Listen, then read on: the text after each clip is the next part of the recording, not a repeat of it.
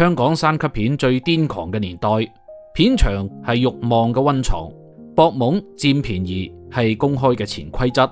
多少女星喺親密戲份入面忍氣吞聲，但係偏偏有一個人打破咗呢一個黑暗定律。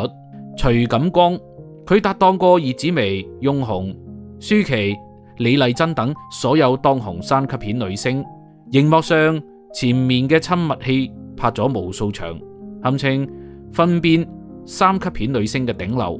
但離譜嘅係，從嚟都冇任何一位合作女星吐槽過佢，反而全行業都敬佢三分，稱佢係三級片入面嘅君子。同樣係演三級片，人哋靠鑽空子滿足私欲，佢憑乜嘢可以靠脫同埋親密戲贏得所有人嘅尊重呢？鏡頭一關，呢一個外表粗獷嘅猛漢，到底做咗邊啲令到女星安心、令到同行汗顏嘅事？呢一個背後藏住嘅係一個顛覆你所有認知嘅徐錦江。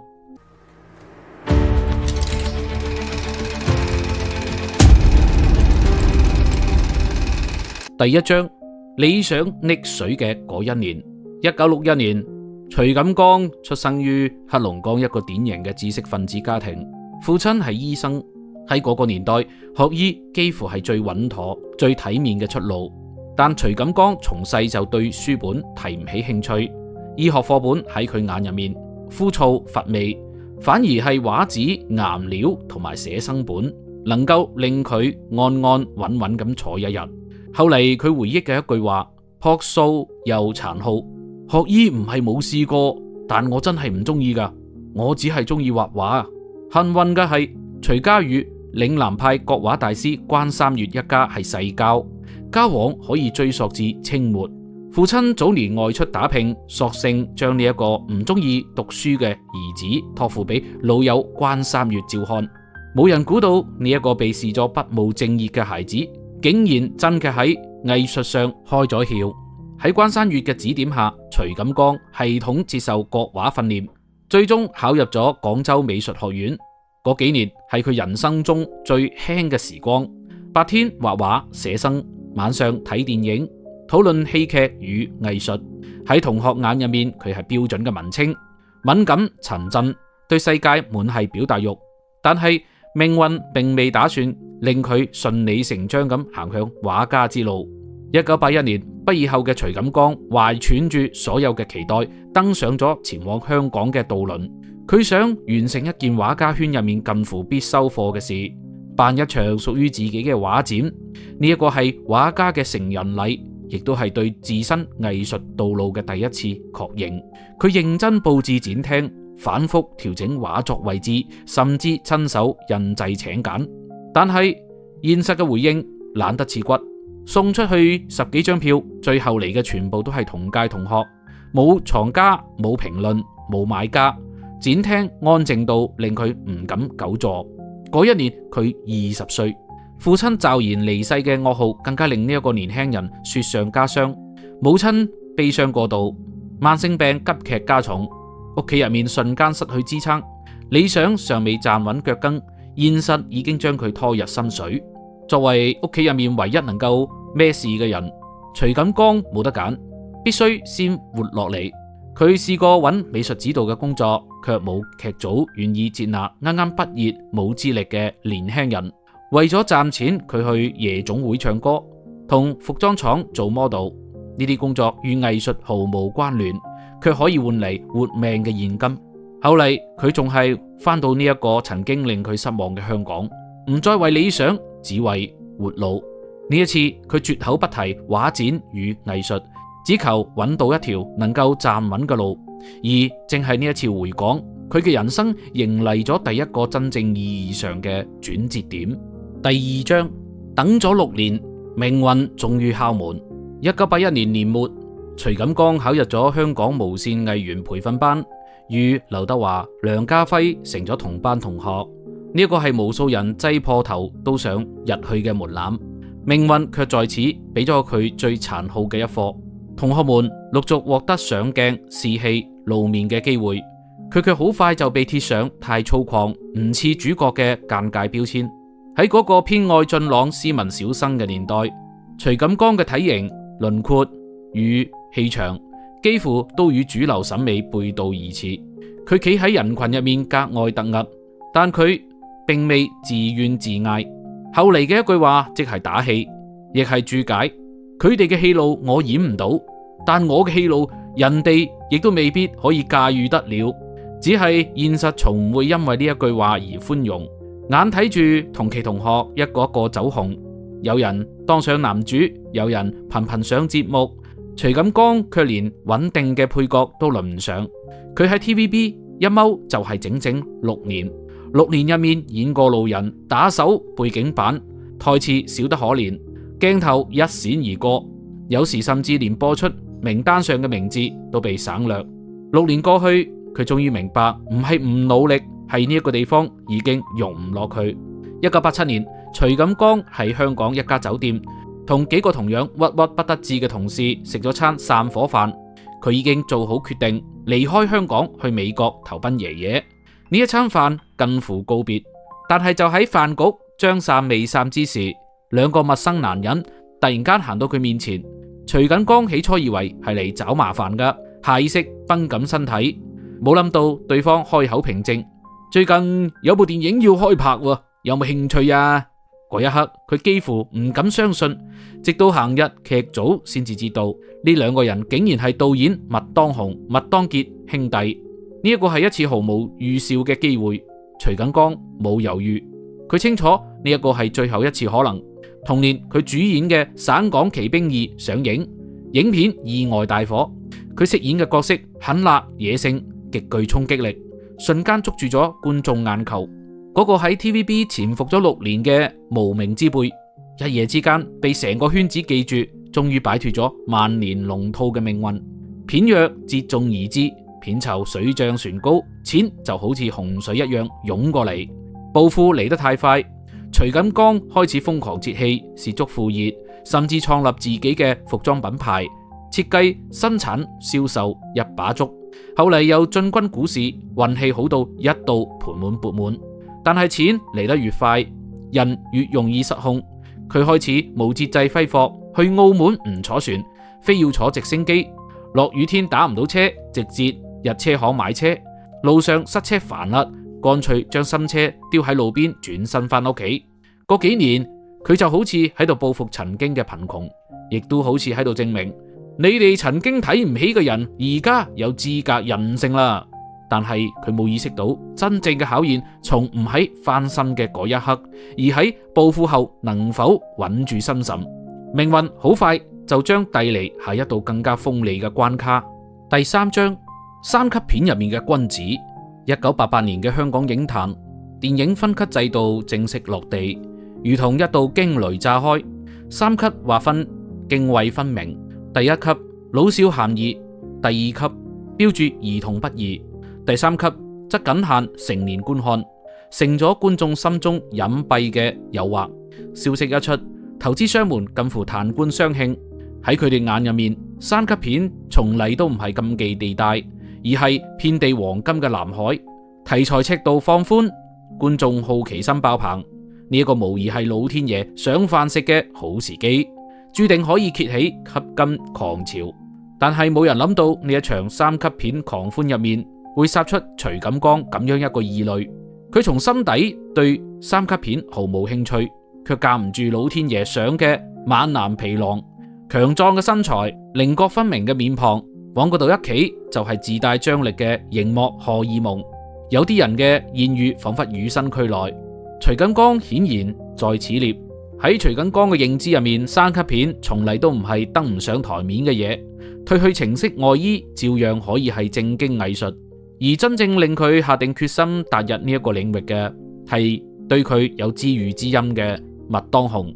當麥當雄帶住《玉蒲團之偷情寶鑑》嘅劇本揾上門嗰陣，言辭懇切咁勸說佢出演權老實一角嗰陣，徐錦江咬咬牙，徹底豁咗出去。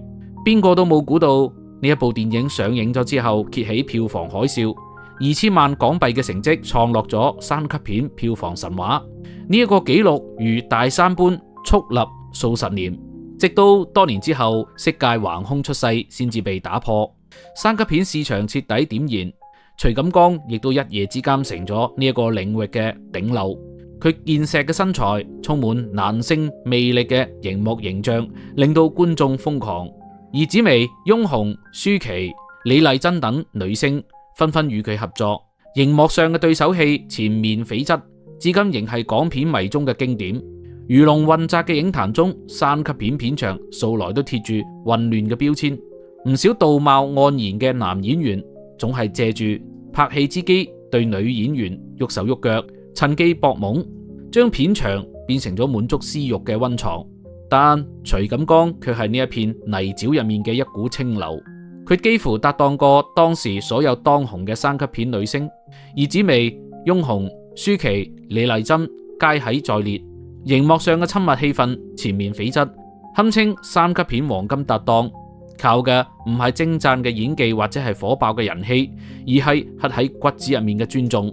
為咗避免肢體接觸尷尬，佢會提前喺敏感部位貼透明膠帶，絕對唔俾自己鹹豬手嘅機會。開拍前必定仔細刷牙，唔掂大蒜、韭菜等有異味嘅食物，生怕冒犯搭檔。如果拍攝中出現生理反應，會第一時間嗌停，絕對唔會硬撐。即便劇組要求嘅肢體碰撞，亦都會提前認真徵求對方同意，得到肯定嘅答覆先至小心翼翼咁入戲。對女同事尊重，對朋友更加係出咗名嘅仗義，豪爽到令人咋舌，竟係一言不合就送豪車嘅程度。1991年，徐錦江與36歲嘅周潤發因為監獄風雲而結緣。戲入面係針鋒相對嘅死對頭，戲外卻性情相投，成咗無話不談嘅摯友。一次，徐錦江開住珍藏數十年嘅古董寶馬去片場，周潤發見到雙眼發光，圍住架車轉咗好幾圈，頻頻稱讚品相與質感。徐錦江睇佢如此中意，二話不說就將車鎖匙塞到佢手入面，輕描淡寫咁講咗一句：中意就攞去開啦。呢一份豪爽，放眼成個娛樂圈都寥寥無幾。仗義疏財嘅徐錦江事業亦都喺此間一路高歌猛進。佢憑借霸氣外露嘅熒幕形象，硬生生將鰲拜演成咗專屬標籤，成咗觀眾心中當之無愧嘅鰲拜代言人。更憑借《水滸傳之英雄本色》中責惡與受、豪邁灑脫嘅魯智深一角，斬獲咗人生第一個含金量十足嘅提名，香港電影金像獎最佳男配角。事業順遂之際，一份命中注定嘅愛情悄然向佢走過嚟。佢嘅情史唔算轟轟烈烈，亦都冇太多緋聞，卻足夠傳奇，足夠令世人津津樂道。第4章，猛漢的閃電式愛情。喺遇到現任妻子殷竹萍之前，徐錦江曾經有過一段無疾而終嘅戀情。嗰段日子，一個長髮嘅女孩身影頻頻闖入佢嘅夢境。夢醒咗之後，佢就提筆將夢中人嘅模樣細細咁勾勒落嚟。邊個都冇估到畫紙上嘅側臉竟然真嘅照入咗現實。1994年，徐錦江喺雲南拍完戲參加殺青宴，偶然間抬頭，窗外一個身着住軍裝嘅長髮女仔瞬間擊中咗佢。呢個唔係就係自己畫咗無數次嘅夢中情人咩？佢當即對身旁嘅狄威講道：我要結婚啦，新娘就係佢。話音未落，素來穩重嘅佢就撇低眾人追咗上去，衝到女仔面前認真告白：你好，我係香港演員徐錦江，好高興認識你，我想同你結婚啊！年輕嘅女兵被呢一個突如其來嘅表白嚇到講唔出話嚟，同伴連忙遠去咗之後，拉住佢匆匆離開。返到酒店嘅徐錦江失魂落魄，甚至想去當地駐軍打聽女孩嘅消息。幸好被狄威及時攔低，先至避免咗事情行向不可預知嘅方向。緣分嘅魔力向來不可抵擋。半年之後，徐錦江隨《飛狐外傳》劇組到北京拍戲，竟然喺片場再次遇見咗嗰個女孩。此時嘅殷竹萍已經退伍，係跟住好友嚟探班追星嘅。重逢嘅徐錦江反而緊張到語塞，等咗半日，只係留低一句話：一個禮拜後，雲南老地方，我去娶你。1周後，殷竹萍真嘅如約而至。從3次見面到領證結婚，二人相處嘅時間加起身不不過3600秒，不足1小時。呢個果敢嘅女孩第3次見面就跟住徐錦江直奔貴州黃果樹領證。徐錦江後嚟解釋：我嘅感情就好似黃果樹瀑布，一瀉萬里，冇得回頭噶。婚後24年，二人相濡以沫，成咗娛樂圈少有嘅模範夫妻。呢一般轟轟烈烈嘅愛情，連瓊瑤都唔敢落筆，只係呢一份傳奇帶住太多運氣，實在唔建議盲目模仿。命運嘅浪潮從嚟都唔單止眷顧甜蜜，一場金融風暴席捲而嚟，股市暴跌，曾經出手闊綽嘅徐錦江一夜之間宣告破產。第5章，從破產影帝到書畫名家，硬漢嘅柔軟歸途。破產後嘅徐錦江帶住妻子擠喺狹小嘅出租屋，日日靠住大排檔果腹。